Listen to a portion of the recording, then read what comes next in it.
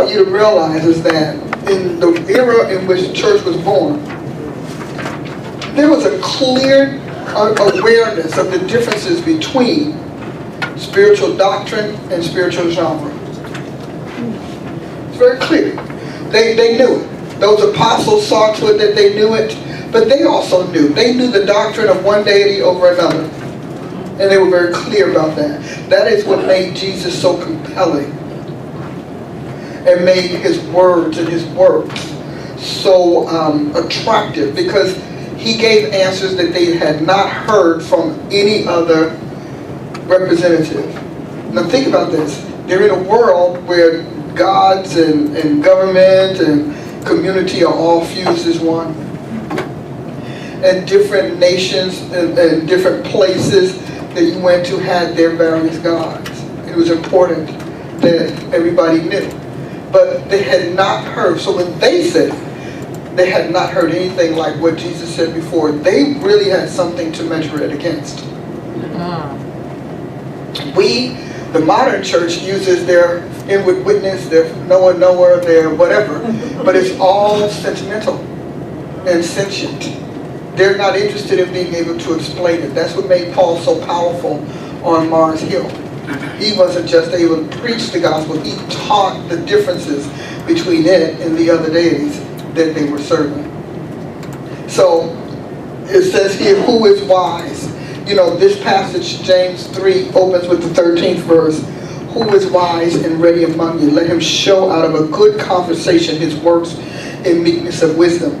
Now, what is so interesting about that is that you can tell the church has been very progressively sliding off the scale of intelligence into the labyrinth of emotionality. Because that word says, who is wise there says skilled, expert, skilled in letters, cultivated and learned. So you can't discern demonic doctrine unless you are.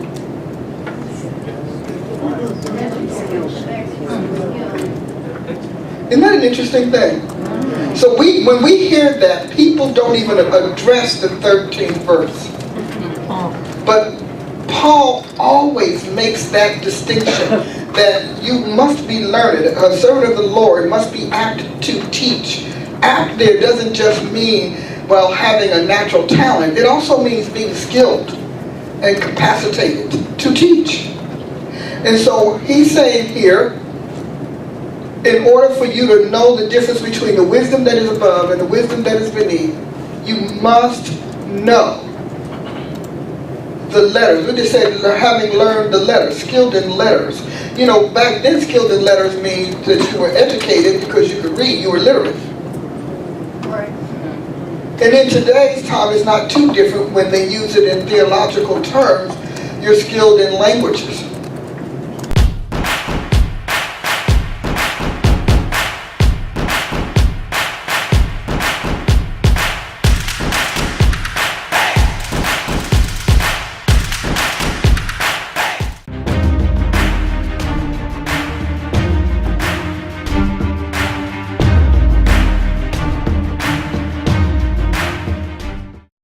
I'm Dr. Paula Price, host of Taking It On with Paula Price. I'm inviting you to our annual Tulsa Prophetic Training Institute here in Tulsa, Oklahoma in the month of June. The information on my website will give you all of the details, but you don't want to miss it. Join me in Tulsa this June to learn about the prophetic, prophets, prophecy, how to know if you're a prophet, how to know if God is using you, and a host of other things. You'll love our lineup. Just go to my website, drpaulaprice.com, and find out all about it. God bless you. See you there.